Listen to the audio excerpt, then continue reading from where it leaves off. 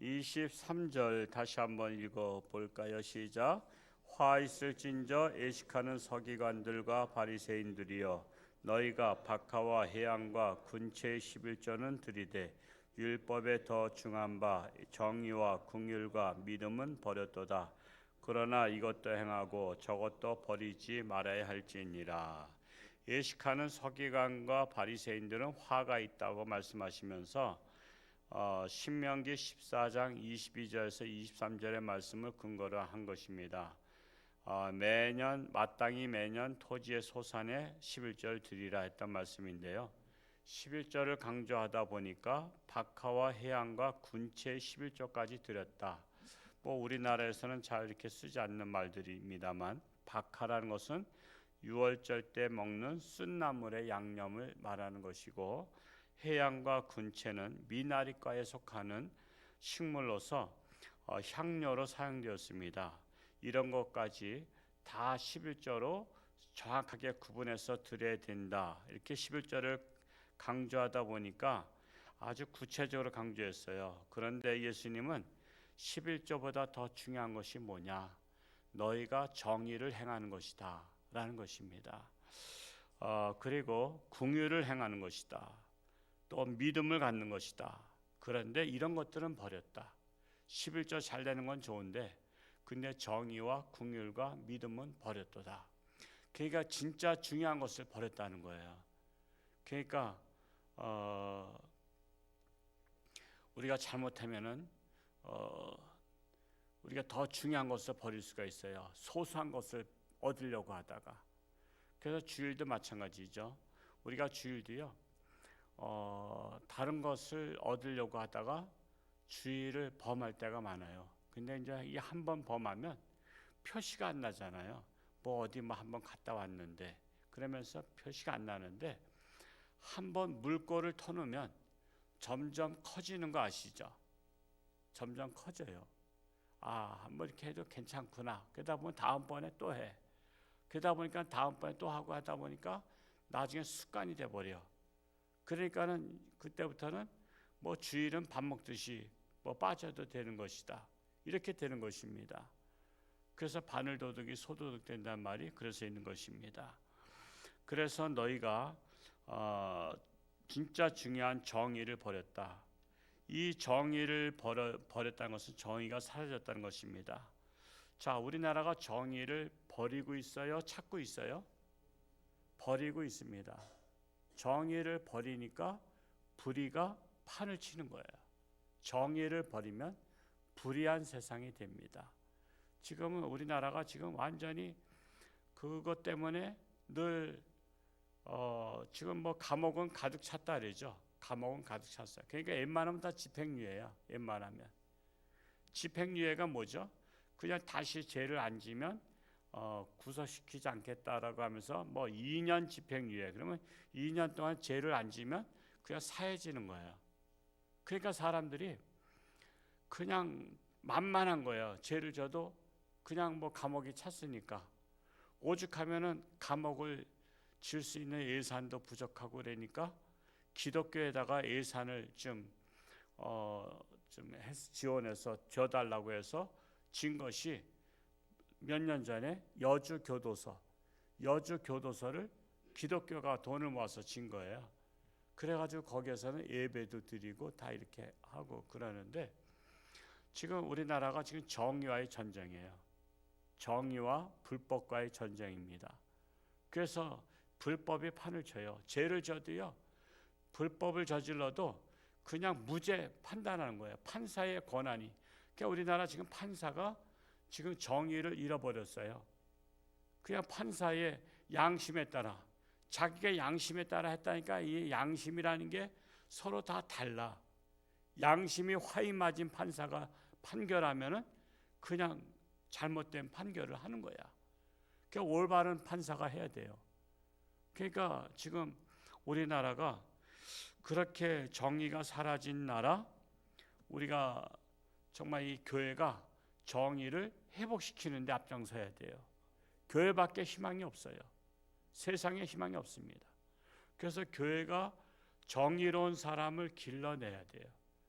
그래서 정의로운 사람이 그래서 판사가 되고 검사가 되고 변호사가 돼서 이 사회를 밝은 세상 만들려고 노력해야 된다는 사실입니다. 또한 너희가 궁휼을 버렸다. 이 궁휼이라는 것은 불쌍히 여기며 도와주는 거예요. 불쌍히 여기며 도와주는 거. 사람들은요, 어우 저 사람 불쌍해. 그러면 자기가 궁휼을 베푼 줄 알아. 자, 불쌍한 사람한테 불쌍해 그러면 불쌍한 것이 없어져요? 안 없어져요. 불쌍한 사람한테 불쌍하다고 말한다고 안 없어지는 거예요.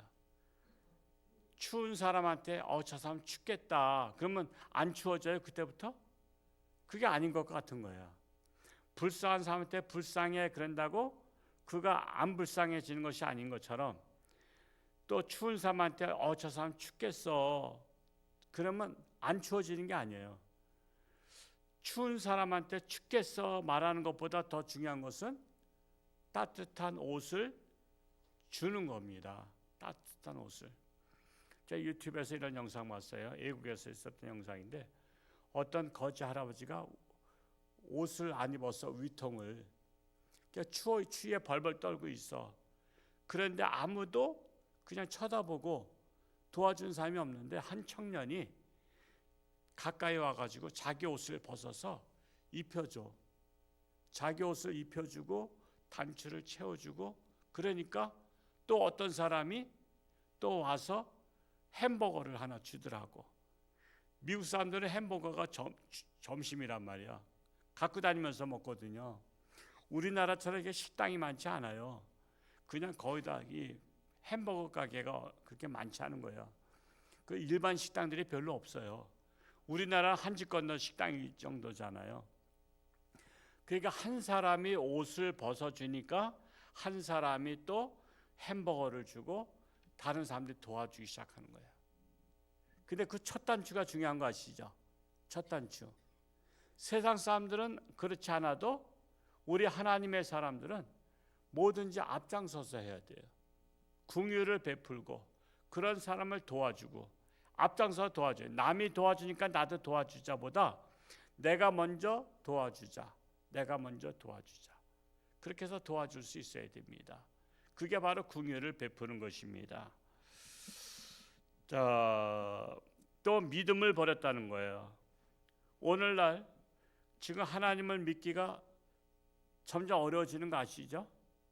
제가 76년도 신학교 들어갔을 때 그때 교수님이 그러더라고요. 자, 그때 이제 우리나라 GNP가 몇천 달러일 때예요. 앞으로 우리나라가 1만 달러 시대가 되면 잘 사는 시대죠. 그 당시에 70년대 1만 달러 시대가 된다는 것은 잘 사는 시대거든요. 1만 달러 시대가 우리나라 올 것이다. 그러면 이제는 복음은 이제 더 이상 확장되지 않는다. 예수 믿지 않는다는 거예요. 그때가 1만 달러가 언제냐면 90년대야. 90년대 1만 달러 시대가 우리나라 왔어요. 그래서 90년대 전에 80년대 말까지 우리나라가 1000만 기독교회라 했어요. 1200만이라고 하기도 하고, 1200만 기독교가 1만 달러가 되면서 기독교가 이제 더 이상 확장되지 않았어요. 그러면서 지금은 얼마가 돼요? 한 800만 명 정도로 떨어졌습니다. 근데 850만이라고도 하는데 그 중에 누구까지 포함되냐 하면 신천지나 이단들까지 정부에서는 다 기독교로 보는 거예요. 우리는 이단이라고 말하지만, 우리는 그들은 기독교가 아니라 그러지만 정부에서는 신천지나 모든 여호와 증인이나 다 기독교요. 기독교 안에 분파라고 보는 거야.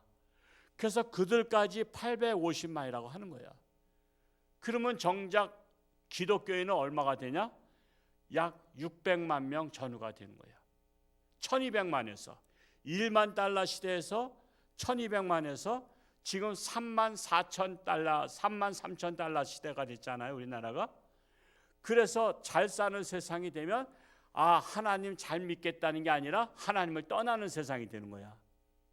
그러니까 내가 돈 열심히 벌어서 하나님의 일하고 열심히 주일 성수하겠다, 이거는 안 되는 거야. 생각은 그런데 잘 먹고 잘 살면, 야, 이렇게 내가 뼈 빠지게 고생했는데 해외도 가봐야지, 놀러도 가봐야지, 이러면서 그냥 놀러 다니고 막. 그래요. 우리가 주말 되면 여기 막히잖아요. 홍천 엄청 막히면서 저 속초 하는 게 엄청 막혀요. 왜 막히죠? 다 주말 되면 다 놀러 가는 거다. 다 놀러 가는 거야. 그러니까 이제 주일 성수라는 게 이제 없어져 버린 거야. 그래서 너희가 믿음을 버렸도다. 점점 잘 살수록 믿음을 버려요. 지금 어디가 지금, 그래서 한국은 더 이상 그렇게 솔직히 지금 이제 더 부흥되기가 쉽지 않아요. 그게 한국의 선교사들이 나가서 선교하는, 못 사는 나라들이 지금 예수를 믿어. 못 사는 나라가 지금 아프리카가 예수를 믿기 시작하고 동남아가 예수를 많이 믿어요. 그래서 그런데 그 필리핀이나 캄보디아나 방글라데시나 이런 데는 지금 이슬람들이 기독교로 돌아오고 있어. 그 선교사 역할이 엄청 큰 겁니다. 그들이 그 역할을 감당하고 있어요. 주일학교, 우리는 뭐 별로 한 30명도 아직 넘지 못해. 아동부나 유치부나 중고등부나. 근데 아프리카나 이 동남아시아 같은 데는 주일학교가 보통 100명, 200명이야. 웬만한 교회. 그러면 다음 세대가, 미래가 희망이 있다는 거 아니에요. 그들이 어른 되면 교회를 주도적으로 이끌어갈 거잖아. 근데 우리나라는 70%가 교회 학교가 없어요. 교회 학교가 없다는 것은 뭐예요? 70%가 우리 어른들이 돌아가시면 문 닫을 교회가 된다는 거야. 그게 급속도로 교회들이 없어져요. 특히 시골 교회부터 없어지기 시작해요. 시골에는 다 80대 노인분들이셔. 그러니까 시골 교회 그분들 돌아가시면 다 문 닫아야 돼. 일부러 시골 교회 살리기 위해서 시골 교회 나가는 분이 있나? 없어요. 전원주택이 들어와도 안 나가요. 왜? 시골 노인네하고 서울에서 사업하다가 전원주택 진 사람하고 서로가 이 말이 안 통해. 무슨 말이냐? 시골 출신들은 야, 요번에는 뭐 어떻게 배추값이 얼마야? 뭐 감자값이 얼마야? 팥값이 얼마야? 이런 얘기 하는데, 서울에서 오신 분들은 요즘에 주식이 얼마나 올랐어? 세계 경제가 어떻게 돼? 이러면서 세계 경제를 논하고 있으니까 시골에서 양파값 얘기하는 사람과 도시에서 내려온 사람이 주식 경제를 얘기하는 사람하고 말이 안 통하잖아요. 그러니까 시골 교회 가면 답답하다는 거야. 할 말이 없다는 거야. 서로 말이 안 통하는 거야. 인사 한번 하고 나면 더 이상 할 말이 없는 거야. 그러니까 시골 교회는 목사님들이 그래요. 아, 이 전원주택 들어왔는데 안 나온다고, 서울로 간다고 섭섭하다 그러는데, 야, 이 사람아, 시골교회 그 사람들이 올 이유가 뭐가 있냐? 통해야지. 통한 사람이 없는데, 말이 안 통하는데. 그러니까 지금 시골교회는 어차피 20년 정도 전후되면 다 문 닫을 교회들이에요. 그만큼 너희가 믿음은 버렸도다. 믿음은 버렸도다. 정의와 긍휼과 믿음을 버렸다 말씀하고 있는 거예요. 그러나 이것도 저것도 다 행해야 하리라. 11조도 하고 또 정의도 행하고 긍휼도 베풀고 또 믿음도 너희들은 가져야 된다라고 하는 거예요. 어느 것 하나 사실은 버릴 것이 없다라는 거예요. 그런데 정의와 긍휼과 믿음은 버리면서 11조만 강조하면 되느냐, 이렇게 말씀하고 있는 거예요. 그것이 바로 24절에 나와 있는 말씀이죠. 24절 읽어볼까요? 시작. 맹인대 인도자여 하루살이는 걸러내고 낙타는 삼키는도다. 여러분, 그 하루살이가 그 날파리 그거 먹으면 안 되잖아요. 안 먹잖아요. 먹는다고 그렇게 해로운 것도 아니지만 지저분하잖아요. 그래서 너희가 사수, 그러니까 하루살이는 걸러낼 줄 알면서 낙타는 먹는다 이거죠. 그것이 뭐냐면 사소한 정결법을 지키려고 하면서 진짜 큰 법은 어기고 있다라는 거예요. 진짜 큰 법은 어기면서 사소한 것만 지키려고 한다라는 거예요. 참으로 지금 세대가 막 급변하니까요. 정말 세대 차이가 엄청 많이 나잖아요. 젊은 사람들하고. 예전엔 그랬어요. 제가 70년대 막 부흥회 같은 데 가면요, 여자들 그 뭐 귀걸이, 목걸이 하면요 부흥 강사님들이 막 야단쳤어요. 옛날 분들은 기억하시죠? 귀걸이 어디서 했냐고 술집 여자가 하는 거라 그러면서 막 야단쳤어요. 근데 지금 귀걸이 하는 것까지 뭐라 그래요? 안 그래요. 옛날에는 우리가 모자는 항상 실내에서 벗었잖아요. 근데 지금은 또 실내나 외부에나 모자 쓰는 것도 또 하나의 패션이에요. 그래가지고 어떤 학생이 예배 때 모자 쓰고 있으니까 목사님이 그걸 그 꼴을 못 봐가지고 벗으라고 그랬는데 안 벗어. 그래서 끝나고 나서 얘 너 학생 예배당에서는 모자를 벗어야지 했더니 목사님은 왜 안경 쓰셨어요? 했더니 저는 그러니까 목사님이 나는 눈이 나빠서 안경 썼어. 했더니 저는 머리가 나빠서 모자 썼어요. 그랬는데 그 유머 속에 뼈가 있는 말씀이잖아요. 지금은 다 패션이야. 지금은 그러니까 그런 것이 그렇게 중요한 게 아니야. 그런데 지적을 해. 막 지적을 하잖아요. 아 샌들 신고 왔다고 말해 교회 말이야.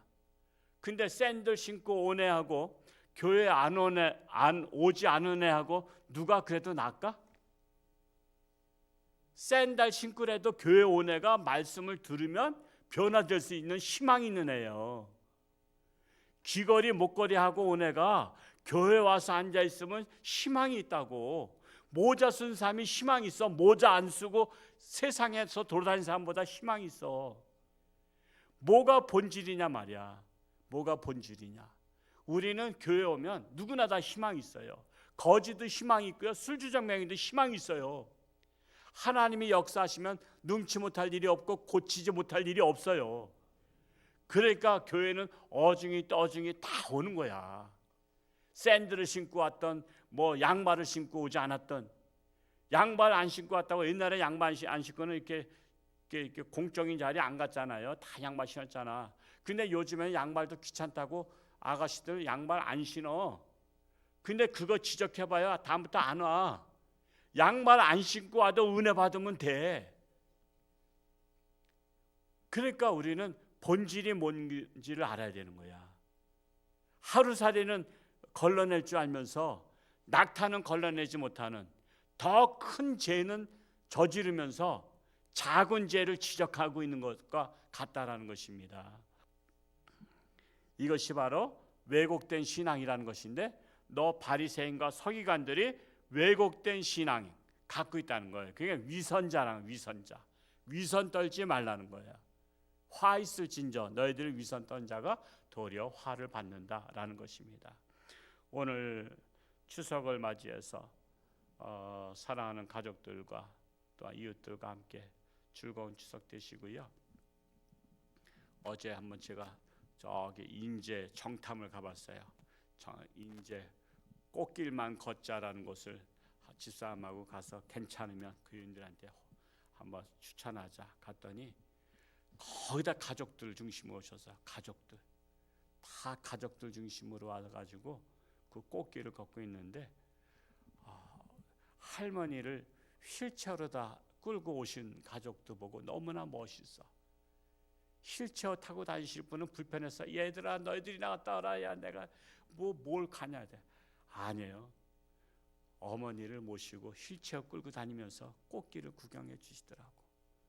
그 인제 가볼만 해요. 전 속상해. 홍천에다 좀 그렇게 만들어 놓으면 우리가 홍천으로 몰려올 텐데 그냥 뭐 인산인해를 잃어. 이번 10월 중순까지 속초에 그 뭐죠? 그 살림 엑스포 5,000원밖에 안 되니까 한번 가족과 함께 가보세요. 아주 볼만합니다. 볼만하고요. 인제 꽃길도 볼만하고 그런 데 가서 이렇게 저 가족끼리 어울리시고 지내시고 하여튼 즐거운 추석 잘 지냈다가 내일은 푹 쉬셨다가 또 주일날 몸살 나서 못 나오신 분이 없으시고 또 주일날 또 즐거운 마음으로 뵐 수 있기를 바랍니다. 기도하겠습니다. 할렐루야. 고맙고 감사하신 아버지 하나님, 오늘 또한 즐거운 추석을 맞이해서 가족, 형제, 일가, 친척들과 함께 친구들과 함께 즐거운 날을 맞이하게 하시고 특별히 우리는 가장 귀한 선물, 영생의 선물, 믿음의 선물, 예수님을 선물로 나누어 주는 축복된 날이 되게 하여 주옵소서. 어디를 가든 안전한 길로 지켜주시고 시험 들지 않게 하시고 무사히 다 귀가할 수 있도록, 그래서 거룩한 주일날 함께 기뻐하며 영광 돌리는 예배를 드릴 수 있는 우리 모든 성도들이 되게 하여 주옵소서. 여러 가지 육신의 질병으로 고통 속에 있는 가족들을 긍휼히 여기시고 저들의 간절한 기도로 참으로 건강이 회복되고 하나님 앞에 영광 돌리게 하여 주옵소서. 이 시간도 귀한 감사함을 하나님 아시나이다.